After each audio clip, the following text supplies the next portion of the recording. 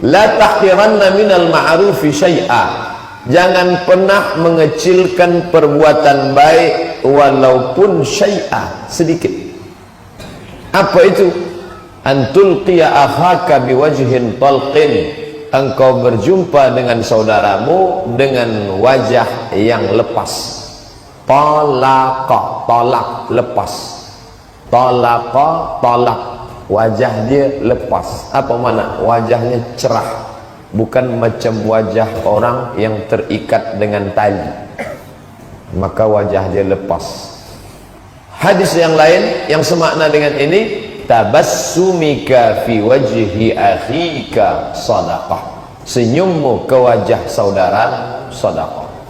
Selama ini saya tahu senyum itu ke wajah saudara.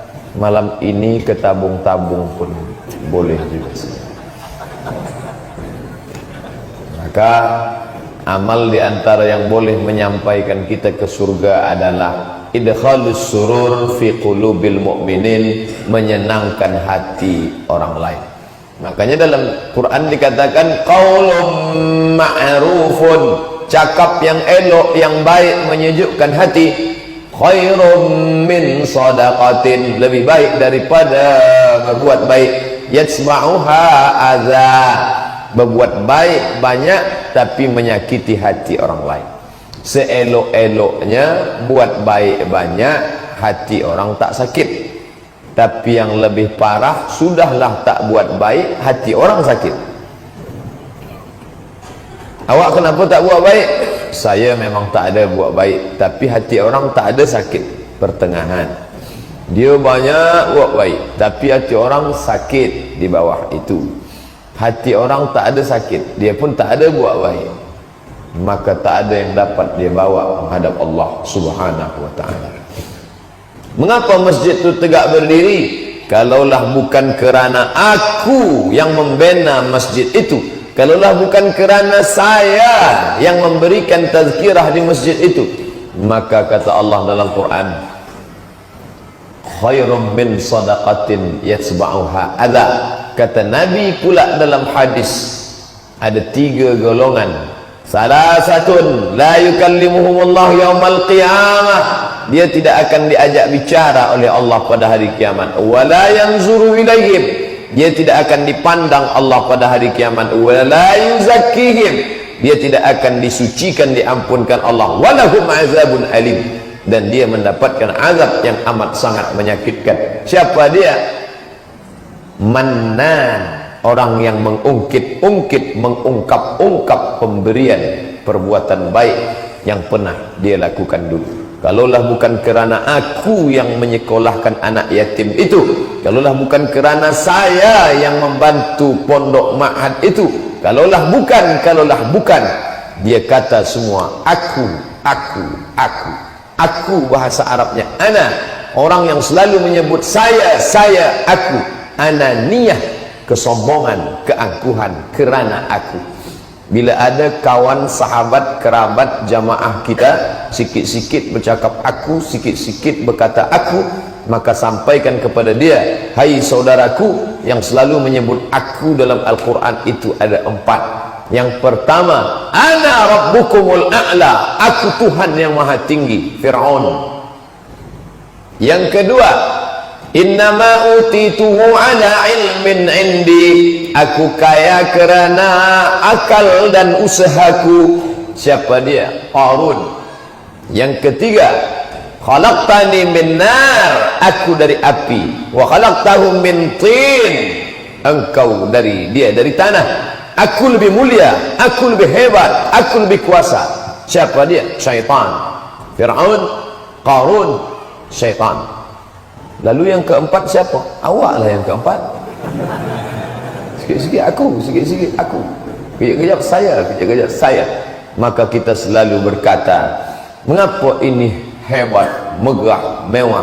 Kerana kami hamba-hamba Allah. Maka sembahyang istisqa, minta hujan, tidak sendirian tapi berjamaah. Supaya apa? Supaya andai hujan turun segera selepas sembahyang, orang tak dapat berkata kerana doaku, tidak, tapi kerana kita berjamaah.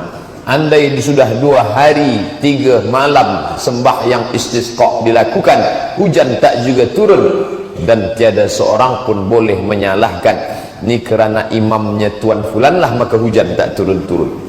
Tidak, kerana kita bersama, doa ini belum juga dikabulkan Allah Subhanahu wa ta'ala. Kadang kita ini mengaku bertuah, kata orang Melayu, tapi sebenarnya kita menumpang tuah orang lain.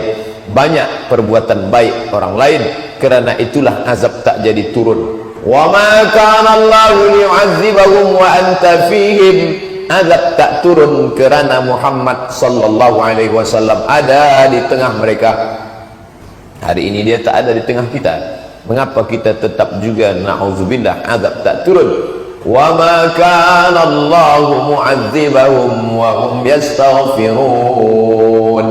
Allah tak turunkan azab kerana masih ada lagi yang bermunajat di tengah malam. Dia lawan tidurnya, dia lawan syahwat matanya, dia bangun, dia ambil wudu, usalli sunnat tahajjud raka'ataini lillahi ta'ala. Selepas itu dia pun beristighfar, astaghfirullahalazim alladzi la ilaha illa wal hayyul qayyum wa atubu ilaih. Kerana istighfar orang itulah, tapi dia tak pernah hadir ke hadapan, dia tak pernah berkata akulah wali Allah, akulah pemberi tazkirah, akulah yang membawa orang ke jalan Allah. Tidak.